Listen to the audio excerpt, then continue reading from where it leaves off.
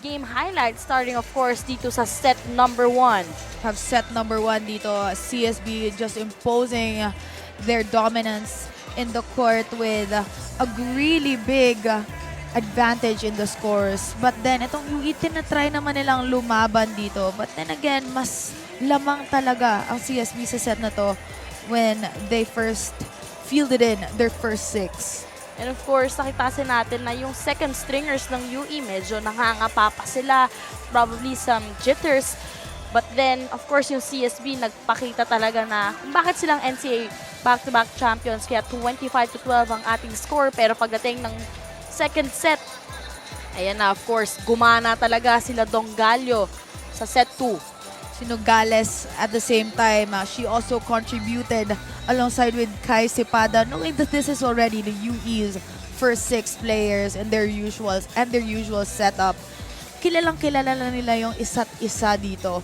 Led of course by Madriaga. And on the side of CSB, syempre hindi naman nagpahuli with a few substitutions at the end of the set. But then again, UE talaga ang nanalo dito kasi they reduced their errors din dito sa set na to. Ayan naman ang ating naging score doon, 25-20. Pero pagdating dito sa set 3, palitan din tayo ng scores dito. Nandito naman, nakita natin na significant yung pinagbaba ng errors ng UE with only 3 or 2 errors if I believe so.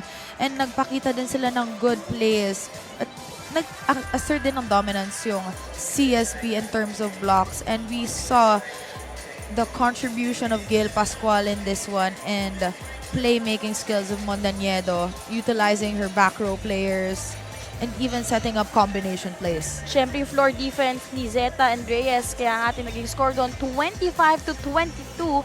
Pero pagdating dito sa set 4, sobrang haba niya, naging extended set. Kita natin yung efforts not just of the liberos, but everyone is really moving around, trying to save or get that ball. Dito na natin na-feel yung laro talaga na laro na. Kasi yun nga, the excitement that you have been waiting for in this game, dito talaga nilabas ng both teams. Nag-aangasan na sila, nag-stare down na, nagtuturuan na, but also in a good way that everybody's game umangat na compared to those other Kaya sets. naging score natin dyan, 29-27. And pagdating dito ng set 5, hindi na nakagkaroon ng momentum itong side ng UE all throughout.